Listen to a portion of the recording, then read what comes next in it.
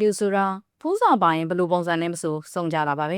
ဲဒါပေမဲ့ရင်းမိကုန်းချင်နဲ့ကျောင်းဆရာလေးမြောင်ဦးတို့ရဲ့စုံစည်းမှုကတော့တကယ်ကိုအလွယ်အချော်ကြီးဖြစ်ခဲ့ရပါတယ်အလုံကနေအားလျက်ယူထားတဲ့ကုန်းချင်ကလမ်းမပေါ်မှာတကူတယောက်ကိုလိုက်ဖမ်းနေတဲ့ညောင်ဦးကိုမြင်တော့တခိုးလို့ထင်မှတ်ပြီးလွယ်မှာဖမ်းဆီးမိပါတော့တယ်ညောင်ဦးခမတကုံးဟုတ်ကြောင်ဘလို့ပဲရှင်းပြကုန်းချင်ကတော့နားမထောင်မဲ့သူ့ကိုမြေပြင်ပေါ်လုံးထွေးဖမ်းချုပ်ပြီးသူမစီပါလာတဲ့ခေါင်းလျှော်ရည်ပလင်းနဲ့မျက်နှာကိုပါနှိပ်နေပေးလိုက်ပါသေးတယ်အားဒီမကပဲသူ့ရဲစကန်စီတန်းပို့လိုက်ပါတော့တယ်ရဲစကန်ရောက်တော့မြောင်ကသူကဒီမျိုးခုမှပြောင်းလာတဲ့ကျောင်းဆရာဖြစ်ကြောင်းအော်ဟစ်ခုခံကာဝယ်ပေမဲ့ကုန်းချင်ကတော့ရာဇဝတ်ကောင်တယောက်လိုသဘောထားပြီးစကားမညာဖို့တတိပေးခဲ့ပါတယ်ဒါပေမဲ့မြောင်ကသူမြင်ခဲ့တဲ့တကယ်တခုရဲ့ကျုပ်ရည်မျက်နှာသွင်းမြင်နေမှာကပဲရှူဖက်နှက်မှာဖက်နှက်ကျိုးပါမပါအထိအသေးစိတ်ပြောပြနိုင်ခဲ့လို့စုံတော့တေကအံ့ဩသွားစီခဲ့ရပါသေးတယ်ကံကောင်းထမစွာနဲ့မြောင်ကိုယ်တိုင်ကပကြီးဆွဲတော်လွန်တာမို့တကယ်တခိုးရဲ့ရုပ်ပုံကိုအချောသက်ဆွဲပေးလိုက်ပြီးမှစကန်းကနေလွတ်မြောက်ခွင့်ရခဲ့ပါတယ်။ဒါပေမဲ့ကန်ဆိုးတဲ့သူကဘောင်းမီတဲ့ရှွန့်ဝါရောင်ပြီးရင်တော့မစင်ပေးတယ်လို့ပဲအပြောခံရတတ်တာမျိုးပါ။စကန်းအထွက်လမ်းဘေးအမိုက်ပုံမှာထူးဆန်းတဲ့အိတ်တလုံးတွေ့လို့ကောက်စင်နေတော့ကုန်းကျင်နဲ့ထပ်တိုးပါတော့တယ်။ဒါနဲ့ပဲမြောင်တယောက်ဒုတိယအကြိမ်ထပ်ဖမ်းခံရပြန်ပါတယ်။ဒါပေမဲ့စကန်းရောက်တဲ့အခါကျမှတကယ်တရားခံအစ်စ်ကိုဖမ်းမိထားပြီးဆိုတော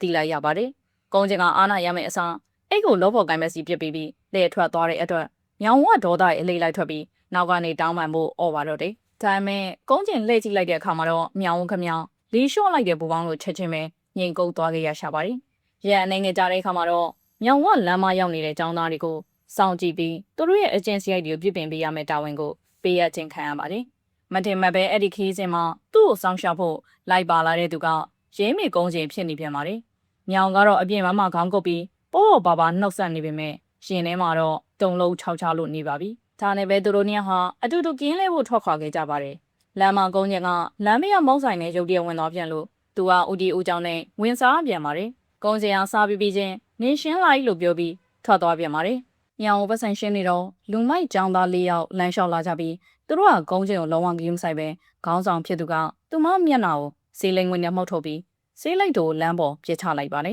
။ကုန်းကျင်ကြောင်သားတွေကိုတားဆီးပြီးစေးလေးကိုပြန်ကောက်ခိုင်းတဲ့အခါမောင်မာနေကြဖြစ်တဲ့ကျောင်းသားတယောက်ကကုန်းကျင်ရဲ့ပခုံးပေါ်လက်လာတင်ပါတယ်။ဒါကိုကုန်းကျင်ကချုပ်ကွက်နဲ့တံပြန်တိုက်ခိုက်လိုက်တဲ့အခါကျောင်းသား၄ယောက်လုံးလူဝင်အားသုံးပြီးဝိုင်းချကြပါတော့တယ်။ဒါပေမဲ့လက်ရဲဆက်ရဲရှိလာတဲ့ကုန်းကျင်ကတော့သူမအရေးချင်းအနေငယ်နဲ့တင်သူတို့အားလုံးမြေပြင်ပေါ်လိပ်ပြလွှဲမတက်နှိတ်ကိုခံလိုက်ရပါတော့တယ်။အဲဒီကျောင်းသားကောင်းရဲ့အဖေကခရိုင်ကောင်စီဝင်ဖြစ်တာမို့နင်နောင်လိုက်ရလိမ့်မယ်လို့ဆိုပြီးအခုထိမောက်မာနေတော့မှာပဲ။ဒါပေမဲ့သူချင်းချောက်မိတာလူမာသွားခဲ့ပါပြီ။ကုန်းကျင်ကဘာမှဂိမ်းဆိုင်ပဲသူ့ကြောပြင်ကိုခြေတောင်းနဲ့နင်းချိတ်ပြီးစီလိတ်တို့ကောက်ခိုင်းတဲ့အတွက်လူမိုက်ကျောင်းသားလေးခမမန်လျှော့ပြီးနာခံခဲ့ရရှာပါတယ်။ဒီဖြစ်ရပြီးနောက်မှာတော့မြောင်ဦးကကုန်းကျင်ပေါ်ထားခဲ့တဲ့အမြင်လေးလုံးဝပြောင်းလဲသွားခဲ့ပါတော့တယ်။ဒီလိုနဲ့ကင်းလဲနေတော့သူတို့နှစ်ယောက်ကမူရဲစေဝါတရားမဝင်ရောင်းဝယ်ဖြစ်နေအောင်မမျှော်လင့်ပဲတွေးရှိသွားပါတယ်။ကုန်းကျင်ကသူတို့နောက်ကိုလိုက်ပြီးတပွဲလုံးကိုတပြိုင်နက်တည်းဖမ်းခြင်းပ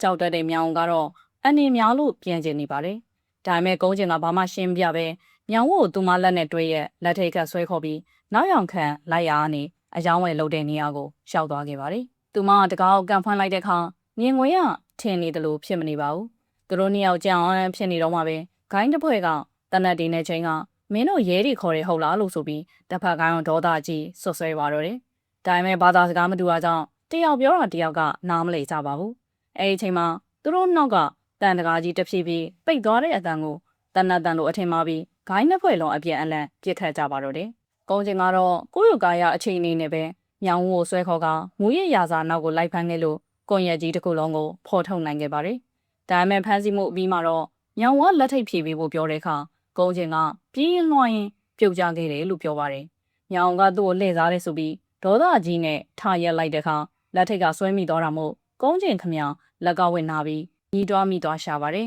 ။တောင်မြင်လိုက်ရတဲ့အခါမှာတော့စိတ်သားနှင်းနှင်းနဲ့မြောင်မှုတယောက်စိတ်မကောင်းဖြစ်သွားပြီးသူမလက်ကိုစုပ်ကိုင်းကဒီလိုဆိုလက်နာတော့မှမဟုတ်ဘူးလို့ပြောပြီးစခန်းကိုပြန်လာခဲ့ကြပါတယ်